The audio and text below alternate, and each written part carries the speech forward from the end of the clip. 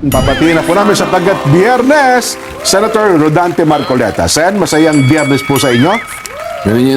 Ganun din sa inyong dalawa at sa ating mga kababayan nakikinig. Opo, mukhang galing kayo sa isang mahalagang pagtitipon, Sen, no? Galing nga ako ng Pasay, humabol Pasay, ako dahil oo. meron tayo sanang pag-uusapan eh. Napag-usapan nyo na pala eh.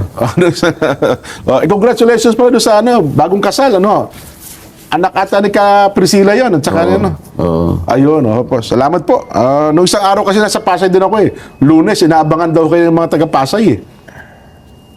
Bakit? Kasi nga gusto nilang magpa-picture sa inyo doon. ngayon pala yung Biyernes. Kanina. Yun nga po, kanina. Pero napansin niyo ba, Sen? Singit ko lang ng konti. Grabe po yung traffic doon sa may gawin ng Baclaran, ano? Parang wala ng disiplina yung mga tao doon. Sabi ko nga kahapon, parang walang gobyerno doon sa lugar na yun eh. Hindi kami doon dumaan eh. Mas matraffic dito yung pabalik ako rito eh. Ganun mo ba? Oo, dapat sana eh, nakalagay sa Waze eh. 4:32 eh.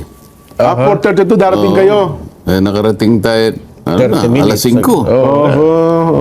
Hindi, kasi doon pagdating nyo doon sa may mismong barangay hall natin, yung Baclaran area, magkabila na yon, na dapat ay dalawang lane, isa na lang nagagamit eh.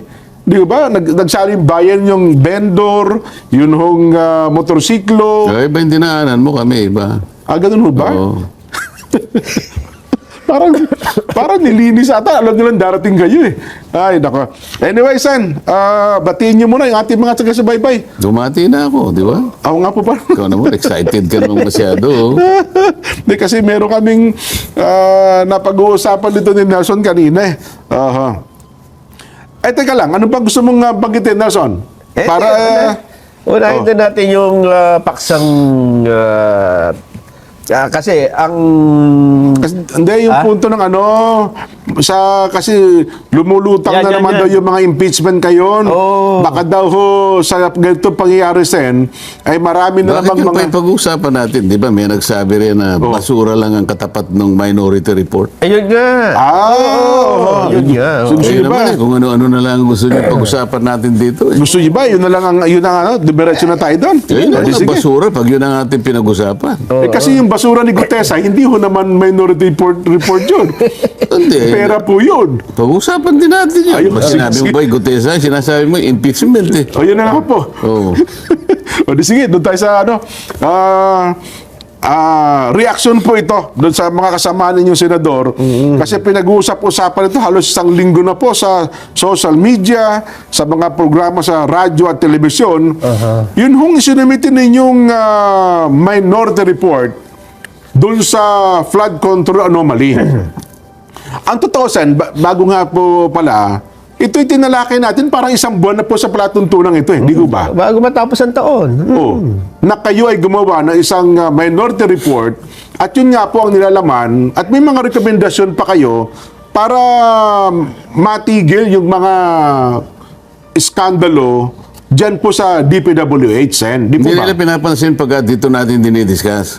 So, ang ginawa namin ni Sen. Aimee, doon na Opo. lamang sa Senado. Opo. Tinabag namin yung mga inakala naming magagamit namin na pwedeng sila ang magsalita laban dun sa aming inihayag na minority report. Ayun nga, ganun na nangyari. Ganun pala yung technique. Ayun, opo. Alam mo, sa tagal na noon, December 10 pang ibinigay yan sa opisina ng Senate President. Pero ngayon lang sila nagsasalita dahil Nagpa-presscon po kayo. nagpa-presscon kami. Kung hindi pa pala kami nagpapa-presscon, di man lang nila mabibigyan ng pansin pala. Oho. At sinabi nga, ano yung sinabi nila? Mukhang basura daw po yun at sa basurahan daw dapat ay tuloy. No. Bakit kaya niya nasabi yon, Nelson? Sa basura ang tuloy. Kasi ang sabi niya, Sen, batay sa panayam, ay nabastusan siya dun sa minority report. Unang-una, ang nagsalita din ay si Senate President Tito Soto na wala pa namang report yung committee. Wala yung pa Blue committee Ribbon report. Committee. Dapat wala munang minority report. Kasi parang Inuunahan nyo. Oo. Hindi, yung sinasabi niyo na wala pa namang report ang majority committee. Pasinag natin kung bakit wala pa silang report kahit partial lang. May sinenda ko kay Director eh. Direk, kung nandiyan ka, pwede bang ipalabas mo muna para makita natin? Bakit hanggang ngayon wala silang mai-submitting report kahit partial lang? Oho. Kasi dyan magsisimula ang ano eh. Ito ang may dahilan kung bakit nilabas na namin yung minority report eh. Bakit? Dina-draft. Ayan. Sige, direct. Dina-draft. Mahina itong mga staff ko. Sabi ko, before mag-break noong December, tapusin nila eh. Ngayon wala pa. Wala, nakatingin lang sa akin, walang tumatango. Direct, medyo atas pa rin ng konti. Mas sabihin, nauna pa doon ng konti, Sen. Oo, una ng konti. Sige, Ron. sige. Inaayos po May nila. nagtanong sa kanya eh. Yan yung tanong, para maintindihan natin. Oo. Sige. Medyo buffering lang yan, Sen. Alam mo yun, medyo yung ating mga aparato. Habang inihanda po nila, bigyan niyo lang po kami ng konting background. Ano ba itong minority report na ito, Sen? Sa kabatiran lang po ng ating mga Alam mo, taga-subaybay at tagapakinig. tinawag naming, lalo na ako, tinawag kong minority report dahil wala pa nga silang majority report. Hindi ko maintindihan kung bakit sinasabi nilang ang katapat niyan ay basura lang. Opo. Wala naman akong nakikita na dapat ay ituring na ito'y papunta lang sa basura. Oho. Sapagkat yung nilalaman nun, kung binasa nila, narinig ko si Senator Lacson, hindi man lang niya binasa eh. Hindi na po. Hindi nga rin po niya pinasin. Tama kayo. O paano mo sasabihin ang isang report ay nauukol lang sa basura, hindi mo man lang binasa? Oho. At sinabi mo na bastusan ka dahil naglabas kami ng minority report nang hindi pa sila nakakapaglabas. Kaya gusto kong malaman, maparinig muna natin sa ating mga kababayan, Opo. bakit hindi sila makapagpalabas ng report? Para sa ganon, pagkalabas ng kanilang report, magbibigay din kami at maglalabas ng report. Bakit kami umuna at naunang gumawa ng report? Opo. Ayun. Kaya kailangan Marinig mo nang natin. makita at marinig Ayun, natin ito. Ano ba ang dahilan? Bakit inunahan nyo na po, no? Ilang pages po ito, Sen? 500 plus? Ba't ganun ba kadami po? Yung 567 ata o 567 576. pages. Yung mismo report, mga 103 lang yon. Yung mahigit na 450, mga exhibits yun eh. Mga annexes. Opo. Ayun. Pero ito po, ano ang nahagip? Di ba, nung chairman po kayo ng Blue Ribbon Committee, hanggang napaltan kayo, ilang pagdinig ito sa nakapaloob dun sa committee report ninyo? Bago ko sana sagutin, kaya nga gusto ko makita nyo muna yun eh. Yung minority report na yan, ang kinapalooban niya ay unang 3 pagdinig na ako pa yung chairman. Opo. So 3. Okay. Pagkatapos yung susunod na 3, yung si Senator Ping naman ang chairman. Okay. Pareho naman yung ginagamit ng naming mga testigo at mga resource persons. Yung ginamit namin doon ay yung mga individual na mga testimonies ng mga witnesses. Ginamit ko rin naman yung kanyang privilege speech. 2. Oho. Kung basura yung report, di basura din yung privilege speech niya. Nakapaloob ba doon? Paano niya sasabing karapat dapat lang sa basura yon, hindi mo man lang binasa kung ano yung sinasabi ron? Hindi ba? Samantalang sinamarize namin kung ano-anong pinagsasabi ng mga inimbita naming mga testigo. Ano yung mga sworn statements na isinabit ng mga resource persons. Sa mga kapatid, sinamarize namin, pinag-aralang mabuti kung ano ang kanilang mga ikinontribute sa mga pagdinig na yon. At saka namin nagawa ang isang minority report. Ngayon, kaya sila parang nagsisentimiento, bakit kami inunahan ninyo? Opo. Kasi sa mga tuntunin naman namin, sabi niya, kinakailangan mauna muna yung majority report. Tama po. Oo. Ba't sila nagbigay kaagad? Kaya nga gusto ko sana mapanood nyo.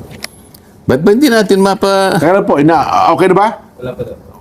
Wala pa, saglit lang daw po. ako na lang magkukwento. Opo. Sige. Sige po, Sen. Habang hinahanda nila. Oh, Tinanong kasi siya habang siya ay nagpapa-interview. Meron na po ba kayong ilalabas na report ng Blue Ribbon Committee? Opo. Oh, partial lang, sabi niya, partial. Kaya lang, may hina itong aking mga tauhan eh. Sinabi ko sa kanila, before the December break, dapat meron na kaming maibigay na report kahit partial lang. Nakatingin lahat sa akin, tatangu-tangu lang. Oho. O, kailan ba gagawin yung yung report na sinasabi na yan? Mahihina pala yung kanyang mga sariling tauhan. Ang mga tao, Jen, Opo. Nelson, naghahantay. Nagagalit sa nangyari sa Kabangbayan. Ano? Bagot na sila kung may mangyayari pa dito sa ginagawang investigasyon na yan. Oho. Pagod na sila ng kaya hintay. Opo. Noon pa man. Kaya naisip ko, totally, ayaw niyong pansinin. Binigyan ko na yung opisina ng Senate President. Alam mo, Jen, para makatulong lang kami. Baka naman sa paggawa namin ng minority report na yun, mamotivate naman sila na gumawa na rin tayo. Opo. Kasi kung titingnan mo, baka naman kapag binasa nila yon, makatulong sa kanila. Dahil yung pinanggalingan naman, hindi naman sarili naming opinion yun. Oho. Testimonies ng lahat ng mga inimbita namin. Mula sa mga pahayag Oho. at sa mga statements. So individual or even collective testimonies, pinagsama-sama namin, inaral, sinamarize, at doon ipinakita namin yung mga eskema na ginamit. Kung bakit nagawa nila itong mga ganito. Oho. Ano-ano ang pamamaraan na ginawa nila. Magmula sa mga allocable, sa mga leadership, yung pinagsamang bicameral committee report, yung mga unprogrammed appropriations, kung paano at kung paano ginagamit ng mga proponents at nakakakuha, yung mga allocations, ipinresent namin doon per district kung bakit may mga distortions yung mga allocables na tinatawag. Merong isang distrito, merong 5 billion, merong 11 billion, yung party list, wala. Anong gagawin mo dyan? Paano hindi mo sasabihin na talagang at pagkatapos meron din kaming mga suggestions, may mga recommendations. Tama, opo. May mga panukalang batas na nilinya namin doon na yun ang pagsisikapan namin na isulong para sa ganun, hindi na maulit ang mga pangyayari na yan. Oho. At meron ding mga personalities na involved doon na sinasabi namin maaari silang makasuhan sa iba't ibang mga either civil, criminal, administrative, at kung bakit. At Opo. ano-ano ang mga batas na maaari nilang nalabag. Opo. Lahat ng yan ay nakasulat doon. So, bakit sasabihin mo na Parang basura yan? pambabastos to. Sabi ito Sen, no? Sabi ni Senador Lacson, how will I respect a document that symbolizes disrespect towards the Blue Ribbon Committee and the entire Senate? Respect begets respect. How will I, as chairman of the Blue Ribbon Committee, treat with respect a document that symbolizes disrespect toward the Blue Ribbon Committee and the entire Senate, both of which they are members? So, there is no place for the minority report but the trash bin. Yun po ang mga binanggit niya. So, mukhang... Yes, sir. Anong masasabi mo ron? Oho. Kaya, binanggit kanya, parang hindi niya ata Nabasa pa. binasa man lamang. Oo nga. Ano ang disrespect doon? Oho. Yung bang kami makapag-ambag sa kanila? Doon sa nakita namin, sa aming palagay ay, eto na, Opo. ang mga lumabas doon sa mga ginawa naming mga pagdinig. Kasama yung ginawa niyang 3 pagdinig. Oho. Ibig ba sabihin, pati yung 3 mga pagdinig na sa kanyang pamumuno ay nangyari, Opo. pati yun ay kasama sa basura?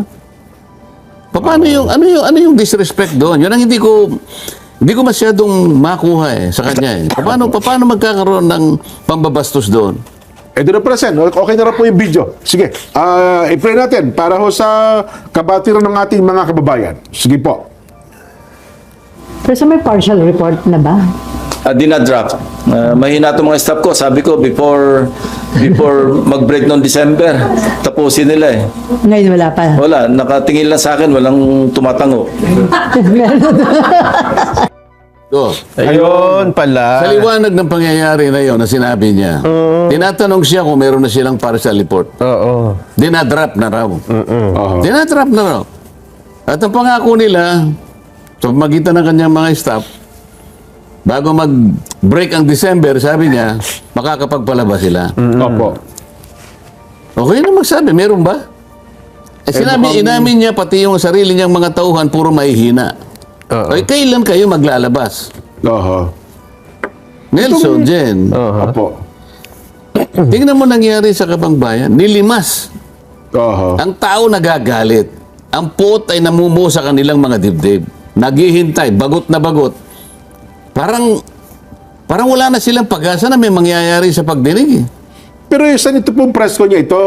Pagkatapos po ng presko niya, Senadora Amy, o noon pa po itong presko niya ito? Bago pa yan eh. Bago mag-December break ang Ay, ito sinasabi. pala. Okay. Kaya ko pinalalabas ito. Opo. Partial nga lang ang inihingi sa kanila eh. Oho.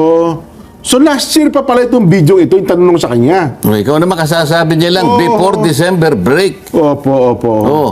Akala ko nagkukwento siya na dapat yung report ay before December break. Hanggang ngayon, wala pa Hindi, rin. yung minority, iba yung sa amin. Yun na nga po. Ang Oo. tinatanong siya, meron na po ba kayong report sa Blue Ribbon Committee? Dinadrop na. Oho. Partial lang. Eh, pero wala nga. O, ang tanong ngayon, kung dinadrop at hindi nyo pati partial, hindi nyo labas-labas, kailan ba yan? Naghihintay yung mga tao? Oho. Ano, gusto nyo lang magsawa ang tao ng kahihintay? Para sa ganun eh, wala lang. Sa kasasawa ng tao hanggang sa mawalan sila ng interes, yun ba ang patakaran? Kay SP Soto naman, Sen, ito ang kanyang reaksyon. Sabi niya, walang naunang minority report, Yeah. walang pang media. Anong silbi nun?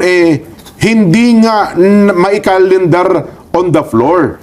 Kahit anong committee report yan, unless I take up a plenary, ay wala yan. At the moment, it's a media report, pang media. Nilabas namin sa media dahil nga gusto namin makapaglabas sila ng report kagad sa lalong madaling panahon. Oho. Di ba? Bakit sinabi ba namin pag nilabas namin yung minority report, ite-take up? Sinabi ba namin ganon? Hindi. Oho. Sa kagustuhan lang namin na mapagsilbihan ng bayan na naghihintay, ano ba talagang nangyayari? Wala pa bang report dyan? Wala pa ba kayong may re-report sa amin? Wala kayong may uulat sa amin? Samantalang nilimas na, sinimot na ang Kabangbayan. Ganyan ba? Ilang pang pagdinig ba? Oho. Ngayon, nung ginawa namin yung minority report, para sa ganon, maingganyo man lang sila. Okay. Yun ang pinakapakay nun eh. Oo. Hindi para sabihin namin, wag na kayong gumawa, ito na yung sa amin. I-take up natin sa komite, sa plenary. Wala namang may sinasabing ganun. Hindi naman pwedeng mangyari yun eh. Oo nga. Oo. So, pero siguro, ang point lang nila, Sen, ba't yung parang inunahan nyo kasi kami? Kami ang... Kailan nga kayo maglalabas? Ayun. Paano nyo sasabing inunahan kayo?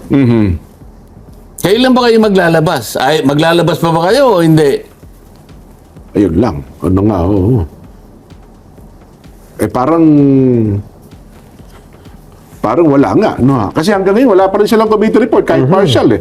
Si dating Senador Franklin Drilon ay may komento rin dyan eh. Nag-comment din ba siya? Oo. Ang sabi naman niya, Senador Rodante Marcoleta and Amy Marcos did not follow proper Senate procedure.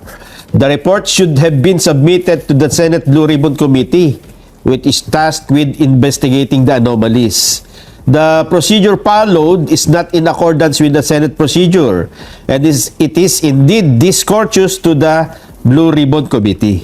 Isa pa rin naman yan. Oo. Alam mo kung siguro ay wala sa Senado, hindi ako magko-comment eh. Aha. Yun ang respeto. Aha.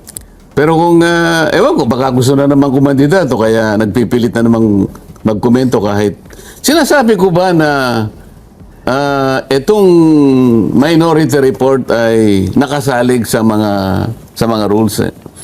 Kasi yung rules namin ay magbibigay ka ng concurring report or dissenting report kung tapos na yung majority report. Yes po. Ang problema namin, wala eh.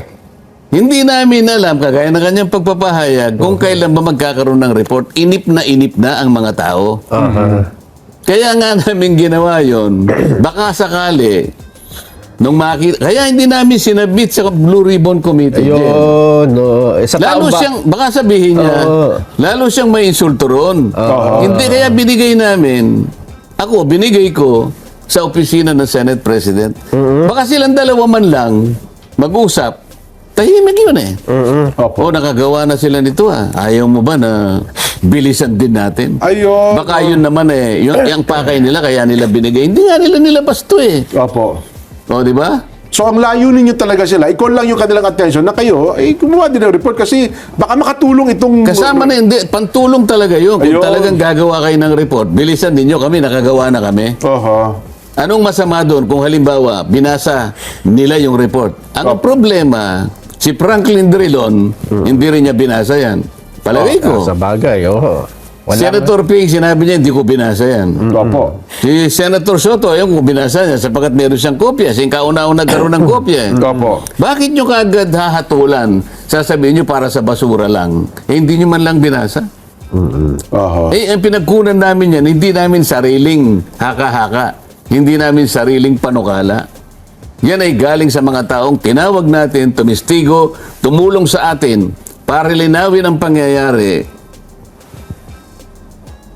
patungkol din sa mga maanumalyang pagpapatupad ng flood control projects.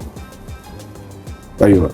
So kung nagkaroon pa ng partial report man lamang sana ang Blue Ribbon Committee sa pangunguna po ng Senator Ping, wala sanang issue dito, Sen, no? Sana. Kasi baka makatulong pa po yung inputs din. Hindi, tsaka natin masasabi ngayon, pwede naming ihambing yung ginawa namin kung yung partial report ay medyo kahit papano malapit-lapit doon sa ginawa naming pag-uulat. Oh. Alam mo, kaya sila siguro nagkakaganyan. Nung nag-press release kami, nasabi namin ni Senator Amy na parang bitin kami sa nakaraang pagdinig. Nung tanungin kami ay, sabi ko bilang isa, bakit ang naging concentration, sabi ko, ay yung discrepancy sa mga coordinates.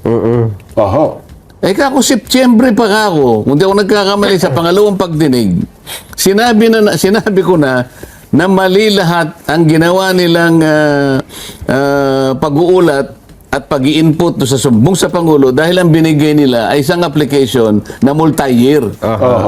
Meron sila kakong mas accurate na pamamaraan para matukoy yung mga coordinates, yung PCMA. Yes po. Okay, meron pa silang Survey 123. September pa yun dyan. Siguro kung hindi una, pangalawa sigurong pagdinig. Pinrob ko na sa pagitan ng sample, 14 na sample, na magmula sa siguro mga 70 meters hanggang 400 meters ang discrepancy. Kaya nga ako magkakaroon ng problema sa pag-iimbestiga lang. Dahil ang coordinates puro mali. Bakit nag-concentrate na naman doon? Ayun. At doon pinuprove nila na mali talaga ang coordinates. Uulitin ba na naman nila yung sinabi namin? Pagkatapos, mas marami ka ako ang dapat tinanong nila doon. Halimbawa, natatandaan ninyo, ewan ko si Nelson kung napansin niya, noong merong plenary debates ng itong 2026 budget, tinideliberate yung DBCC budget. Yes po. Hindi, bali, kaugnay ng budget, ang nakaharap ay yung members ng DBCC. Opo. Ito yung economic cluster. Doon niya ibinunyag na tinawagan daw siya ng pansin ng dating Yusek Bernardo ng DPWH. At di umano ay sinabi sa kanya na yung binanggit ni Saldico sa kanyang pagpapahayag sa video na 100 billion. Sabi gano'n. Hindi po gano'n ang talaga nangyari. Merong 100 billion, sabi niya. Pero yung 89 billion ang nag-implement DPWH. Hindi nga napanood niya. Napansin ko namin yun. 89 billion ay inilatag ng DPWH. Yung 29 billion other agencies. Mula kanya doon sa 89 billion, sabi niya, ang hinandle ko ay parang 51 to 52 billion. Ngayon, ang porsyento doon 16%. Opo. Sinabi niya, yung 6 billion, ay yung 8 billion na 16% nung about 51 to 52 billion, binigay daw ni Yusek Bernardo kay Yusek Traigib. Oo, yun.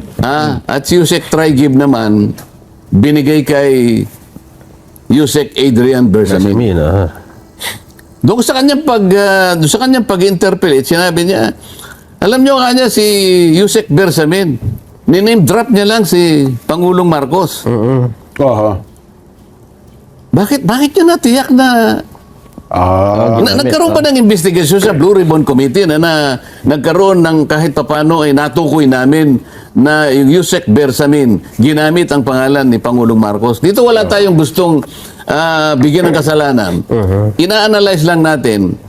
Sabi niya, diname drop lang ni Adrian Bersamin ang pangalan ni Pangulong Marcos. Sa mga tweet, inaalis niya kagad eh. Oo. May conclusion na. Parang may conclusion na siya na yung sinabi ni Adrian, yung sinabi ni Saldico, na yung 100 million ay nilatag ng opisina ng Pangulo sa NEP. Sabi niya, hindi. Hindi ba dapat ito yung unahin? 8 billion yun eh. Kinukwento pa niyo kung paano nagbibigay. Yun daw 8 billion na yun ay diniliver sa 10 pamamaraan, sa 10 panahon, instances. Opo. Meron pang nagpupunta sila sa basement ng Diamond Hotel. Na kung saan gagamit ng parehong armor ban si Traigib at saka si Bernardo. Yung isa puno. Bakit magpapalit sila? Hindi ba seryosong akusasyon na conclusion na yun eh? Opo. Bakit nagharap sila? Itong huling pagdinig na to, nagharap si Traigib. Nagharap sila ni Bernardo. Tinanong ni Senador Kiko, ano ito, nababasa ko yung sinasabi ni Bernardo, na ikaw daw binigay niya yung 8 billion. Alam mo ang sagot ng Traigib? Hindi po totoo yan. Ganun lang kasimple. General denial.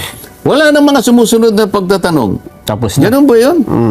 Nabanggit ang pangalan ni Yusek Adrian Bersamin. Ba't di pinatawag yung Yusek Bersamin? Po yun, Paano mo ngayon mapagdudugtong lahat ito kung hindi mo tatawagin lahat? So ano yung tinawag niya? 2 babae nakatakip ang muka. Bago nyo ituloy, Sen, saglit lang, higop muna kayo ng mainit-init na kape, pamparelax, ano ha? Kasi po, libre ang bakuna sa LGU Health Center. Ang napansin nyo, Sen, bakit ang ipinatawag ay 2 babaeng nakatakip? Pero doon sa punto na yun, Sen, vital kasi yung dapat statement ni Adrian eh. Di ba? Kasi siya ang nagsasabing yun daw ay sige to ganyan eh. May conclusion siya na sinasabi. Opo eh. I will identify officials of government, sabi niya. Sinabi, Yusek Traigib.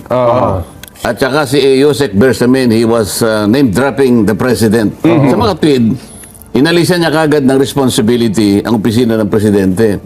Alam niya eh. Yusek Adrian, name-drop the name of the president. Yes. Ganun siya kasigurado.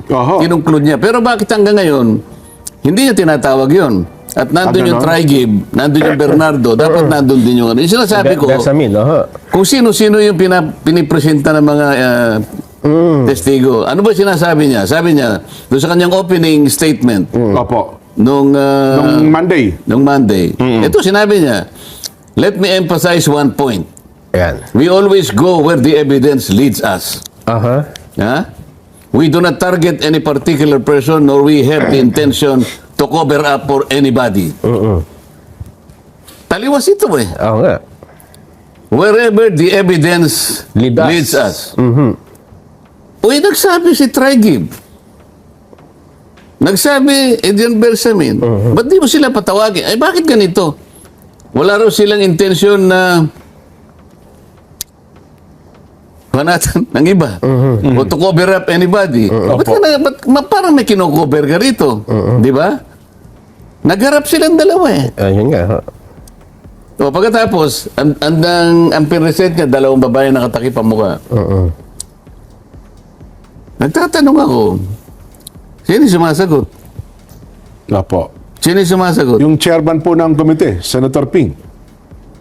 Hindi ba ikaw, alam ba, ikaw tinatanong ko, si Nelson na sagot. Ano tingin mo ang mararamdaman ko? Well, yun na nga po. Ano yun na nga po? Ano mararamdaman ko? Siyempre, tinatanong kita, ito yung sagot na sagot. Ikaw, ayaw kanyang pasagutin, ito yung sagot na sagot. nakakabastos yun, Sen. Pagkatapos sasabihin, tayo ang may disrespect. Parang baligtad ang nangyayari. Kasimple-simple lang ng tanong ko eh. Sabi ko to sa babae, sino po ba yung may-ari talaga ng bahay na pinag-uusapan natin sa 30 Tamarin Street? Bigla siya nagsalita. Pero hindi ko siya Oo nga, pabagalang Hindi ko siya sinasansala. Okay. Tanong na naman ako. Opo. Sagot na naman siya. Tanong pa rin ako. Ang haba nga po ng explanation. Sagot na naman siya. Sabi nga ng isang observer alam mo na pala yung mga sagot niya. Ba't pinresinta mo pa dyan? Para ano yan? Ang gamit lang pala nung dalawa para ituro si Diskaya na si Diskaya raw ang nagsabi na umalis na kayo dyan dahil gagamitin na ng bagong may-ari. Dahil ang bagong may-ari na nasagap yata ng Blue Ribbon Committee Chairman, meron natang chismis ng bagong may-ari Martin Romualdez. Kaya pala pinaturo si Diskaya para ang maisip na naman tao, wala yung chismis na si Romualdez ang may-ari kung hindi tinuturo si Diskaya. Ayun. Akala ko ba wala tayong kino-cover up dito? Hindi ba? Tapos, sabi ko, Mr. Chair, baka naman Pwede makita rin yung... sabi ko, parang maganda naman yung mga natin, itong mga testigo. Para man makita natin yung kanilang kagandahan. Pangiti-ngiti pa siya. Hindi kasi na-commit ko sa kanila na kung tetestigo sila naman ay na gano'n din, nakiusap, natakpan ang kanilang mga mukha. Alias na nga lang daw ginamit nila, para di Kaya makilala. na alias ang ginamit para kasi pinagbigyan. Nakalimutan niya, itong isa nasa kaliwa ko, pinatanggal yung kanyang maskara. Si, RD, pakanan. Nagre-request din na... Nagre-request din ito na takpan ng mukha. Hindi ko naman malaman kung talagang binalot niya talaga yung sarili niya. Ha? So, pinabakbak lahat ang Ngayon, Pinagtulungan nga po kasi disrespect daw sa Senado yun eh. Kaya nga, ngayon, paano ngayong wala kaming kino-cover up? Pero yung dalawang babae naka-cover up ang mukha. Itong isa, tinanggal yung disrespect, sabi nila. Yung dalawang babae, hindi disrespect, nakiusap.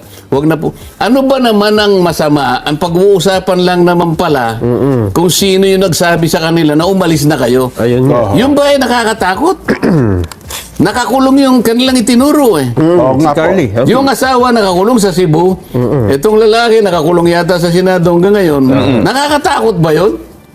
Ba't ayaw mo ipakita yung mukha mo? Na ang gusto ko naman sabihin, pinaalis po kami ni Ginoong Colonel Diskaya. Ba't kinakailangan takpan mo yung mukha mo? The added dramatization. Nung si Gutesa ba, pinresenta ko, pinagtakip ko ba ng mukha? Ay, hindi ho. Walang ganon. Ha? At saka halimbawa, kung tinanong si Gutesa, kayo sumagot, ano kayang reaksyon niya? Baka Yun nga lang pinakita niyo yung di ba? Yung Oo nga. scripted daw eh. Scripted. Yun agad ang yung kagad eh. back sa inyo. Meron bang sworn statement si Gutesa nung siya nag-testify? Meron po, di ba? O yung dalawang babae, sabi niya, merong sworn statement, pero hindi niya kami binigyan. Kasi kung binigyan niya kami, makapagtatanong kami sa kanila. Makapag-prepare Yung dalawang kayo. babae na yun. Tingnan mo yung diferensya ngayon. Oo nga. Pagkatapos, sabi nila, ano ba? Let me emphasize one point, we always go where the evidence leads us. Yes, sabi po yun. Lahat ng mga testigo, tinuturo si Martin Romualdez. Si Gutesa, tinuro siya. Sila Diskaya sa magitan ng mga ilang congressmen na kanilang in-identify, tinuturo din Opo. si Saldico at si Martin Romualdez. Di ba? Maski sila, ang dami. Bakit hindi niya puwersahin si Romualdez na tumestigo sa Blue Ribbon? Ang gusto ko mangyari sa susunod na paghihiring, para tingin niya si Romualdez. Meron daw po kayong courtesy yung dalawang kapulungan. So, hindi pwede Parliamentary. Parliamentary courtesy. Ano yung sa Tagalog yung parliamentary courtesy? Paggagalangan sa dalawang Kapulungan. kapulungan. Okay, malagay mo. Nilimas ang kabambayan ng bansang ito, Jen. Oho. Nelson. Ano, gagamitin mo yung paggagalangan sa dalawang kapulungan. Ha, gagamitin mo yon. Ikaw na nga tinuro eh. Ang pinag-uusapan natin, mahigit na 1 trilyong piso ang ninakaw, ang nilimas sa kaban ng bayan. Pagkatapos sasabihin mo, meron tayong interparliamentary courtesy. Oo. Siya lamang kanya ang makapagpapasya kung darating siya o hindi. Oho. Kung ako ang chairman, hindi gano'n ang aking pasya. Oho. Kung kinakailangan isabi na kita. Aha. Anong parliamentary courtesy yung pinag-uusapan? Kaban ng bayan ang pinag-uusapan. Makakalabag ba ako? Mas mahalaga ba yung interparliamentary courtesy sa sinasabi ng saligang batas? Oho. Basahin ninyo ang saligang batas. Opo. Yung statement ng principles nakalagay dyan. Na kailangan lahat ng mga opisyalis ng gobyerno ay hindi dapat na-involve sa corruption. Oho. Yun ang mas mataas na uri Oho. na parametrong dapat natin gamitin, hindi interparliamentary courtesy. Hindi absolute yun eh. Doon sa saligang batas din sinasabi, yung House of Representatives sa yung Senado pwedeng magpatawag. Opo. Sa ngayon nga, lahat pinatatawag namin eh. Kahit na public official ka, kailangan dumating ka. Ang kaibahan nga lang, merong limited immunity yung mga members ng Congress. Tama. Oho. Okay? Oho. Ano yung limited immunity? Oho. Immunity from arrest. Aha. Pero wala kang immunity sa sabina, wala kang immunity sa patawag at sa investigation o anumang public scrutiny. Walang nakalagay sa saligang batas na ganun.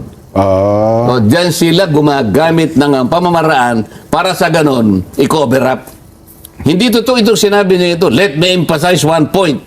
Hindi totoo yung sinasabi niya. Dapat nakikinig siya ngayon. We always go where the evidence leads us. Hindi totoo. Ako na nagsasabi sa inyo. Oho. Ang dapat niyang halungkatin itong pinagsasabi niya. Ito, meron pa sa sinabi. Si Yusek Bernardo, Opo. nag-handle daw ng 5 billion para kay Secretary Bunoan. Oho. 5 billion per year. Magmula noong 2023, 2024, 2025. 5 billion. At 15% ang kinukuha. Oho. 15%. Ngayon, sa kickback na yon, 75% napupunta kay Bunuan, 25% kay Bernardo. Oho. Siya rin ang nagsabi nun eh. Nandun si Bernardo, nandun si Bunuan. Dininay din ni Bunuan. Hindi po totoo yun. Oho. Pagka wala kang specific denial, general denial lang, Opo. that amounts to admission. Ganun Ay, ba hindi yun? totoo yun. Ganun lang. Ganun lang kasimple. Alin ang hindi totoo? Yung 75%? Oo. O 70% lang ang nakuha mo? Oho. Kailangan siguro i-deny mo yan specific, hindi yung general denial. Oh. Lumitaw yung Cabral files. Nakalagay doon kung sino.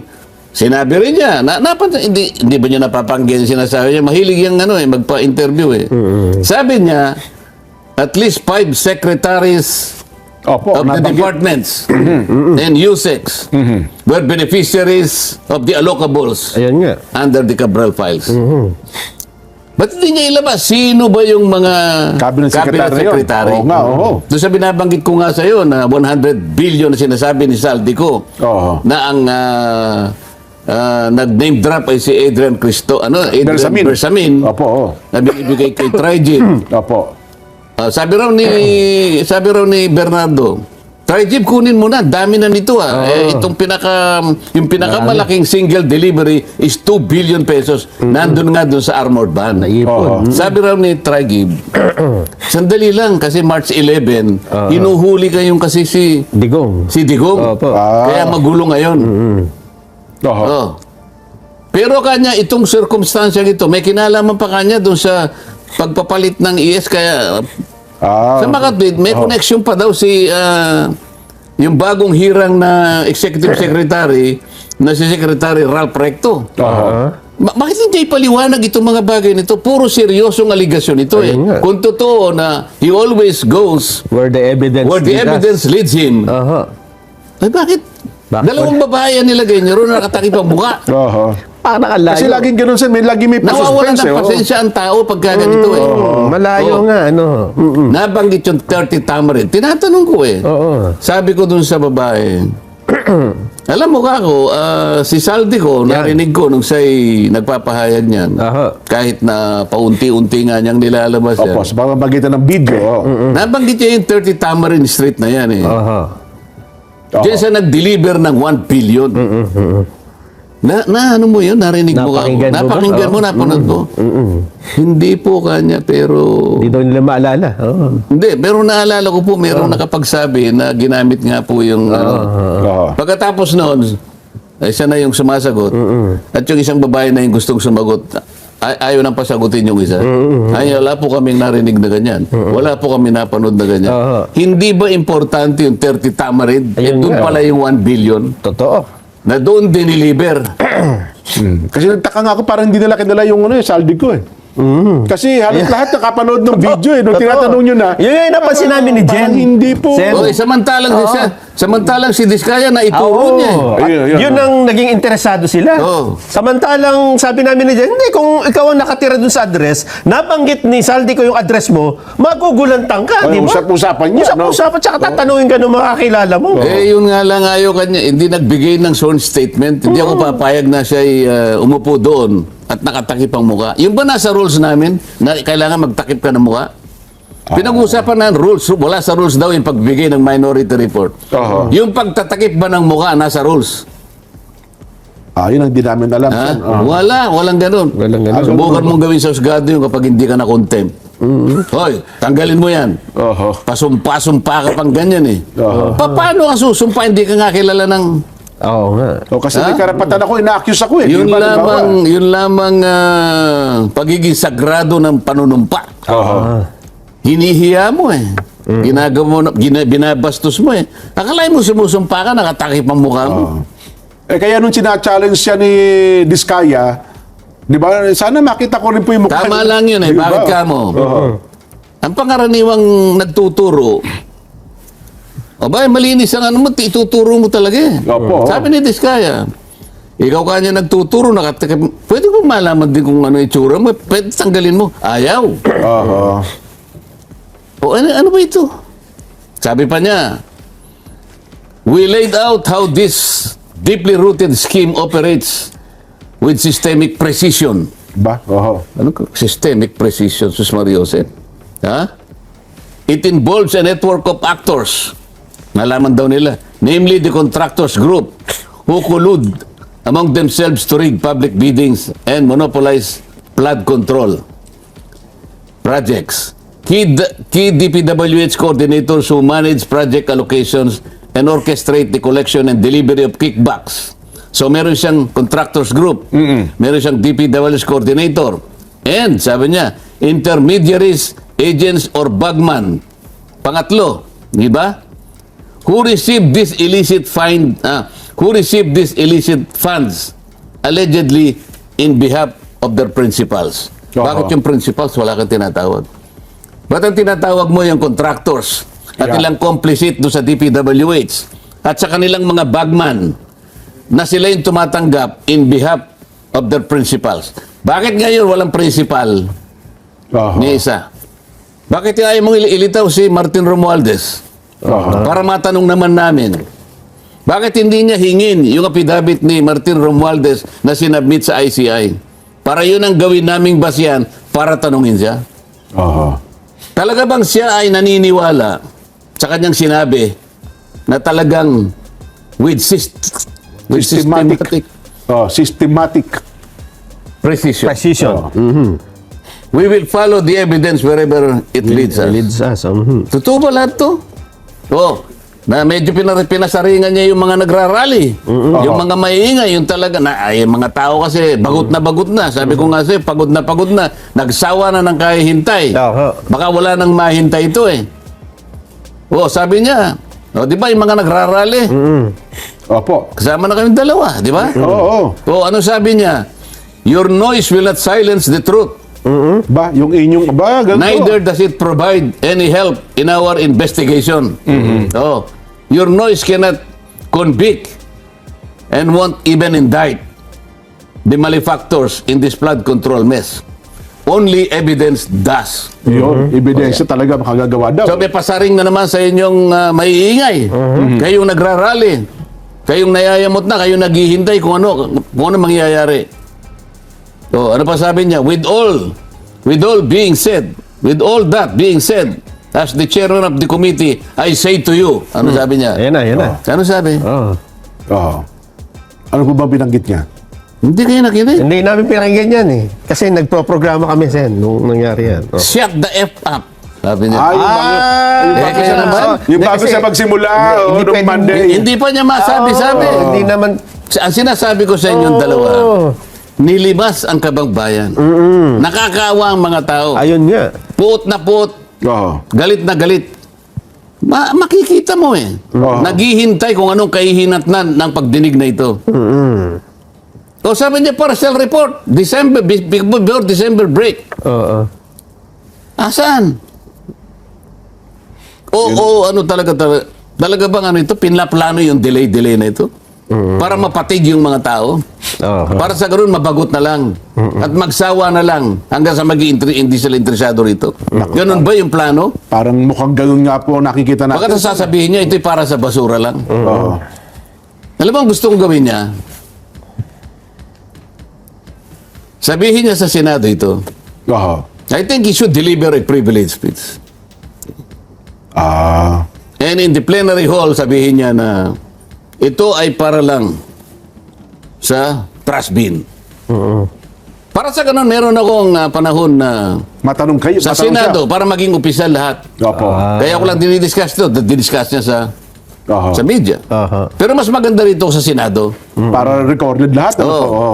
Yun ang aking gustong gawin niya. Oo. Kung ayaw naman niya, halimbawa, pumili siya ng television station, magharap kami.